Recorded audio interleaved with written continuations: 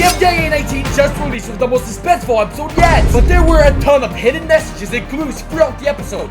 So here's a full breakdown of everything you missed in BFDIA 19. Did you know that the HPRC is actually alive? During the start scene of the episode, we see Priestmark typing Bozo Ball be gone over and over again, and we see that the HPRC didn't have a positive reaction to that. Bozo Ball be gone! Half that. Bozo Ball be gone! Who do you think you are? When Tennis Ball recovers Book and Fries, they start to banter between each other, similarly to how they met during the first ever episode of BFDIA. See? I knew I would make it. Get away, I can't stand your cover.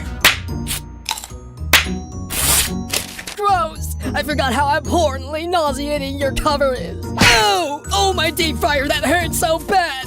No one has ever been in more pain than me in this very moment! We also got an amazing kick and steak intro for this episode, and within it there were countless props that we saw throughout the season. Here are a couple of ones that I noticed. The Puffball speaker box, Fries' shovels, the laser gun, the saddle for Dream Island, the WTF, the team logos, and the prize wheel. Did I miss anything? Comment down below. There was also an animation error in this episode and nobody noticed. We could clearly see that Pin crushed gelatin and his blood throughout her asset. But when it cuts to the next scene, the blood is fully gone. What is this glitch in the system? The same thing happened with Ruby, by the way, which a little bit of blood got into her asset, but as soon as we see her again, it's fully gone. This is more of a coincidence, but this same situation happened 2 years ago. All the way back in Teapot 6, we had Tennis Ball and Fries at the bottom too, which just like in BFDIA, Fries ended up being eliminated, which, if I have to be honest, it would have been so much better if Tennis Ball got out. This episode also continued the trend of Pin and Paprika. Like, I mentioned this in the last Easter eggs video, and I thought it was like some sort of throwaway joke from the writers. But no, here's the fun fact for you.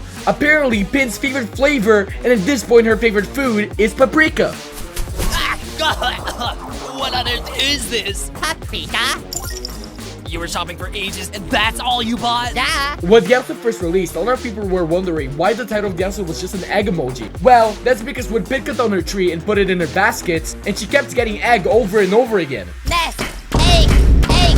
Egg. Egg. Egg. Where's so many eggs? Toilet. Apparently putting an egg emoji in the title instead of the word egg is funnier. We also got the first full appearance of Leafy in this episode, and she seems to be plotting something. During the challenge, we see a very strange and random scene of Nito almost getting sawed alive during the challenge while trying to get a pumpkin. I suspect that before the challenge, Leafy put that as a trap for someone or something. This episode in general just made me really feel bad for Leafy, until she started showing up her knives again. If you know anything about Leafy during this time, is that she loves carrying around knives everywhere. I'm glad that I'm not too needy. Don't call me needy.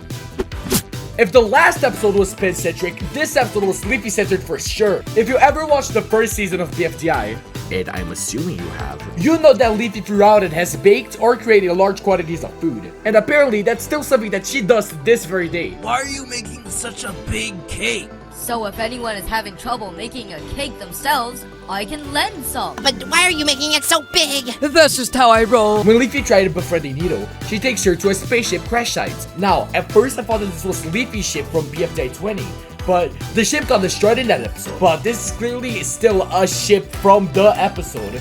But how did it crash? Something else I noticed was when Leafy handed over the fixed version of the map Pin destroyed in episode 1.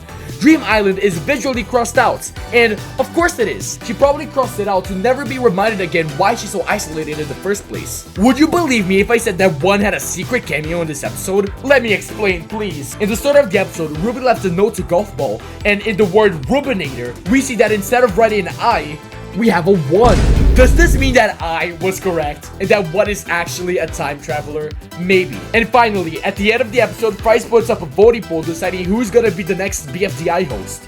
The most likely candidates are either Leafy or Woody. But between the two that I mentioned, like the video if you want Leafy to host, and subscribe if you want Woody.